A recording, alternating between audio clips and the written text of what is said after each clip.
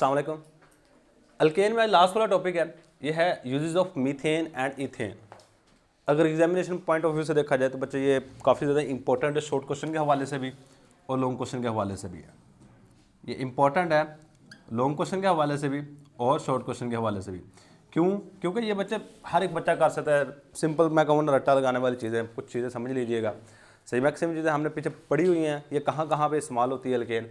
सही, सबसे पहले दो यूज़ आपको पता है। सबसे पहली चीज़ जो मीथेन हमारे घरों में आ रही होती है, नेचुरल गैस, उसको घरों में कुकिंग के लिए इस्तेमाल कर रहे होते हैं। पहला यूज़ ये है, सही है। It is use natural gas. जो नेचुरल गैस है ना, पहला use natural gas is consist of, mainly करो, मेनली कॉन्सिस्ट ऑफ, ये ज़्यादातर कॉन्सिस्ट करती है, मेनली कंसिस्ट ऑफ मीथेन। ये मीथेन पर कंसिस्ट कर रही होती है, विच इज़ यूज, जिसको हम इस्तेमाल कर रहे होते हैं, which is used for cooking purpose, for cooking purpose.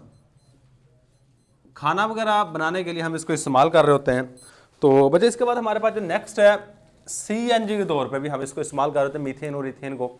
सही है, वो मेनली वो भी मीथेन ही होती है, ये वाली चीज़ होती है जो सीएनजी में यूज़ कर रहे होते हैं। सीएनजी, जिसको हम कंप्रेस्ड नेचुरल गैस कहते हैं, CNG मीन कंप्रेस्ड, मतलब है नेचुरल गैस जो ऊपर मैंने लिखी है, लेकिन हम इसको क्या करते हैं, कंप्रेस कर लेते हैं, कंप्रेस्ड नेचुरल गैस। इसको दबा लेते हैं तो इसे हम इसको नाम देना शुरू करते हैं compressed natural gas, CNG, compressed natural gas is used in automobile engine, automobile engine as a fuel, इसको फ्यूल के तौर पे इस्तेमाल कर रहे होते हैं ऑटोमोबाइल इंजन में।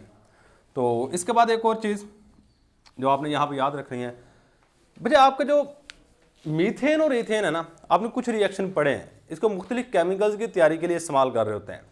अब मुख्तलिफ केमिकल्स कौन कौन से हैं? आपने क्लोरोफॉर्म पढ़ा, सही, जब हमने हेलोजिनेशन करवाई थी वहाँ पे क्लोरोफॉर्म बना था, सही। इसके बाद कार्बन टेट्राक्लोराइड पढ़ा आपने, सही, लास्ट वाले स्टेप में कार्बन टेट्राक्लोराइड बन रहा था, सही है। एक और चीज़ हमने उसी रिएक्शन में और इनकम्प्लीट कंबशन में पढ़ी है, कार्बन ब्लैक। ये तीन चीज़ें तैयार करने के लिए हम मीथेन या इथेन दोनों में से किसी का भी इस्तेमाल कर सकते हैं। सही, यूजुअली मीथेन ही इस्तेमाल कर रहे होते हैं, ठीक है। इट इज़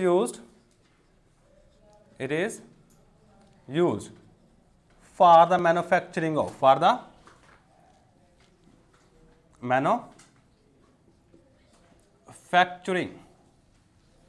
ऑफ, इसको इस्तेमाल करते हैं तैयारी के लिए for the manufacturing of carbon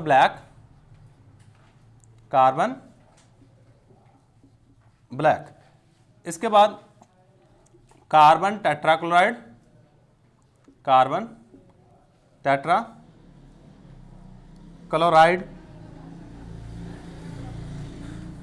ट्राइक्लोरोमीथेन,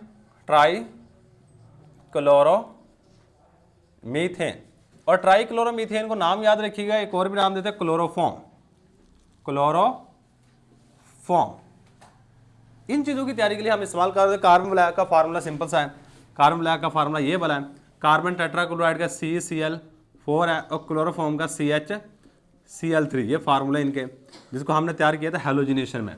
सही, ये सारी की सारी चीज़ें आपके हेलोजिनेशन में तैयार हो रही होती हैं। सही, अब मैंने कार्बन ब्लैक लिखा, कार्बन टेट्राक्लोराइड लिखा और ट्राइक्लोरोमीथेन या क्लोरोफॉर्म लिखा। अब ये आगे कहाँ कहाँ पे इस्तेमाल होते हैं ये भी आपने बताना होता है।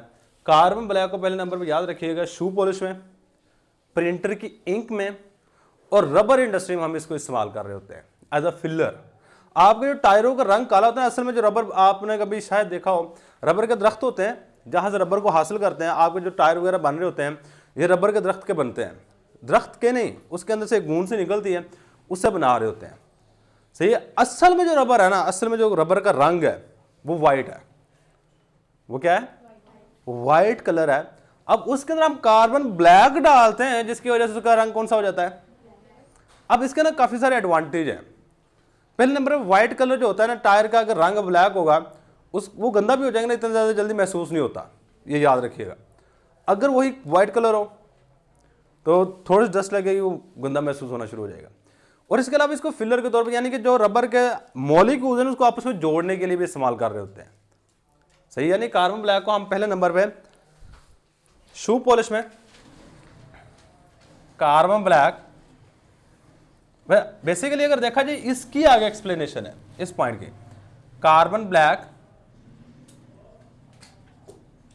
Is use as, carbon black को इस्तेमाल कर रहे होते हैं तीन चीजों में, कहां कहां पे, शू पॉलिश में, shoe polish, printer ink, printer ink, और लास्ट में जो चीज है हमारे पास वो है in rubber industry, in rubber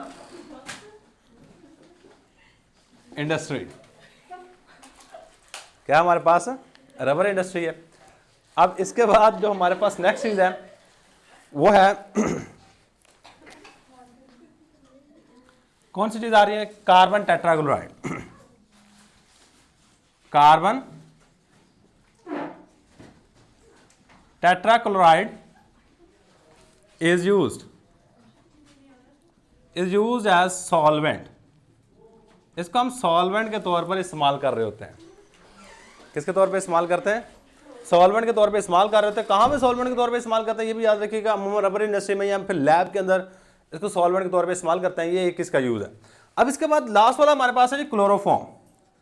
तो क्लोरोफॉर्म को पहले नंबर पे इसको यूज करते हैं एज ए एनेस्थेटिक एजेंट, और इसके मुतालिक MCQ पास पेपर में आ चुका है कि which of the following compound use as a anaesthetic agent, carbon black, carbon tetrachloride या फिर क्लोरोफॉर्म।